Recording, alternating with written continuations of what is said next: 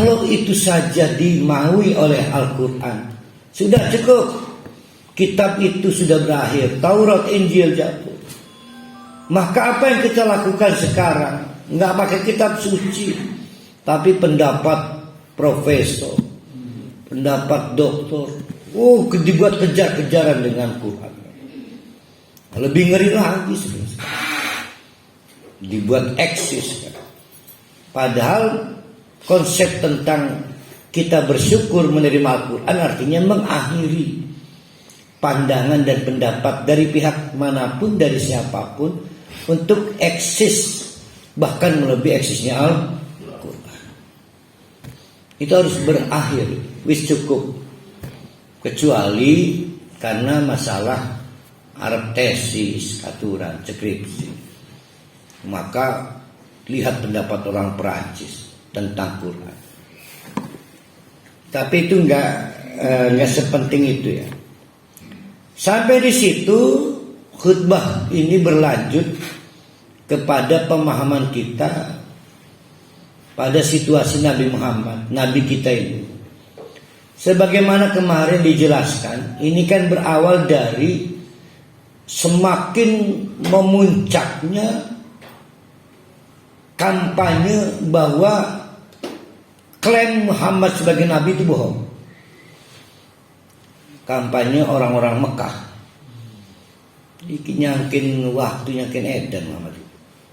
Ngaku dapat wahyu, ngaku dapat tapi dibiarkan berbahaya.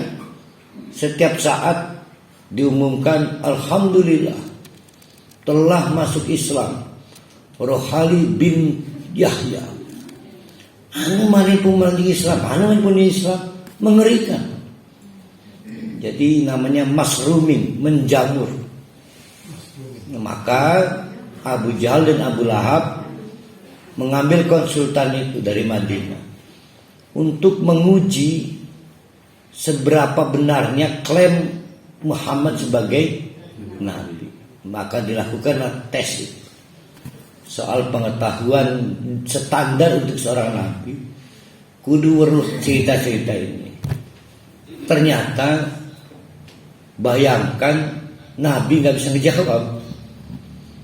Karena Nabi, tenang bro, kasih saya waktu 1 hari 2 hari, mulai itu keringat dingin tuh 5 hari.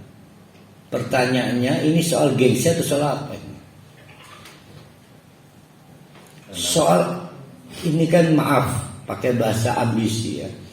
Digambarkan di surat yang lain pernah kita baca betapa tomaknya, betapa tamaknya Nabi Muhammad ingin umatnya itu masuk surga.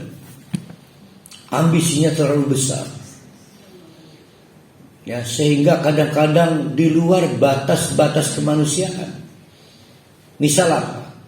Nangisi orang supaya dapat hidayah. Ditegur oleh Allah, itu bukan otoritas kamu. Otoritas kamu wa ma'alaika illal balagh. Bahkan ditegaskan apa tuh la ikraha fiddin. Apa yang mau dikompromikan?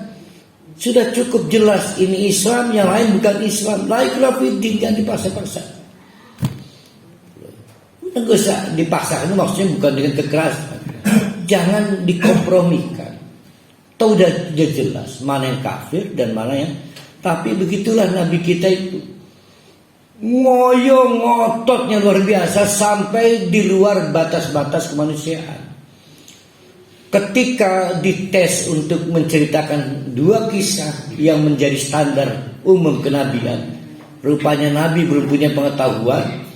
Hari demi hari dilewati menunggu malaikat Jibril, gugupnya kelihatan kayak orang edan. Maka dilukiskan oleh Allah, luar biasa. Fala'allaka bahi'un nafsa, hampir saja kamu bunuh diri, nyiksa diri. Karena memang yang dilakukan Nabi Muhammad itu di luar batas manusia normal. Dalam hal ambisi Nabi Muhammad ingin siapapun itu terhindar dari kemusyrikan, mendapatkan hidayah. Ini ambisi bagus tuh, kayak kita ambisi gelatih rabi itu, ambisi bagus. Tapi ya kebayang tidak Nabi kita itu kayak begitu. Ya, luar biasa lah. Sehingga dilukiskan di Al-Quran ini. Fala'allaka bahi'un nafsaka. Kamu bisa terbunuh kamu. TBC, mungkin asam lambung naik, bisa cedera, nekat amat kamu. Itu masih apa ya lamun bisa kita itu nih. Ya kalau orang Jawa ngoyo amat kan. Ngotot amat. Tapi di sisi lain ini honor, penghargaan dari Allah. Fala'allaka bahi'un nafsaka ala asarihim.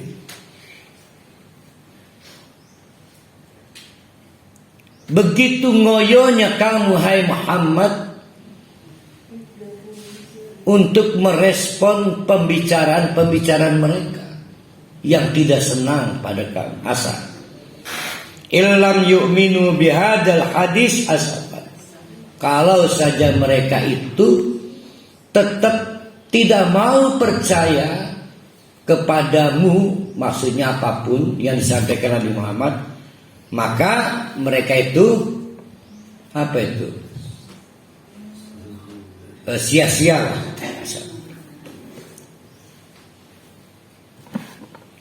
Nah, itu bagian kedua dari khutbah ini. Harus bisa membayangkan begitulah Nabi kita itu, ya, Nabi Muhammad itu. Berkahnya ya kita Islam sekarang. Sampai wong pontang manjing Islam. Ya artinya kebayang lah. Dari suatu tempat bernama Mekah. Ya, bisa kebayang. Maka ada yang mengatakan pencapaian seseorang berubah peradaban dunia yang belum pernah ada dan tidak akan pernah bisa dilakukan lagi adalah yang dilakukan Nabi Muhammad. Tidak akan bisa lagi diulang. Yaitu 13 plus 10. Hanya dalam tempo 2-3 tahun.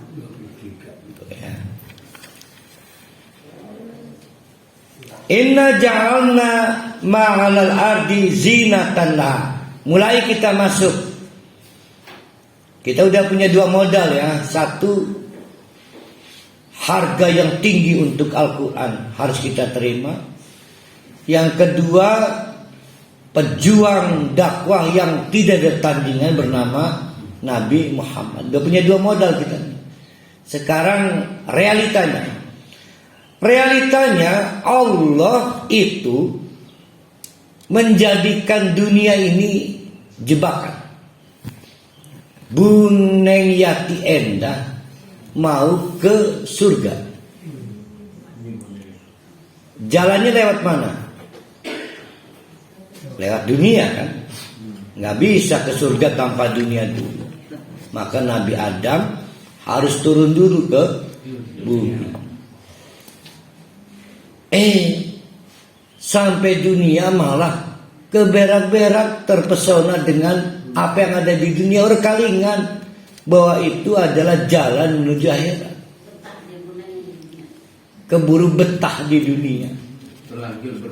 Bahkan berkalingan bahwa setelah dunia ada yang lebih menarik bernama surga atau lebih mengerikan bernama neraka. Wis enjoy lah. Disebut PW. Posisi wena. Itu sama dengan kisah ada orang mau ke Pontang sampai Ciruas, cari-cari, nanya-nanya, ketemu puskesmas ada rambu Pontang 8,5 km. Di puskesmas Ciruas itu ada patung. Malah jatuh cinta ke patung ini. Sampai sore dari pagi. Sorenya ketemu temannya. Kamu gak jadi ke Pontang? Enggak lah, saya sini aja seneng. Padahal itu adalah rambu untuk ke Pontang yang sebetulnya tujuan dia. Kejebak di depan puskesmas Ciruas, sehingga harus ide ke Pontang. Itulah kita di dunia ini.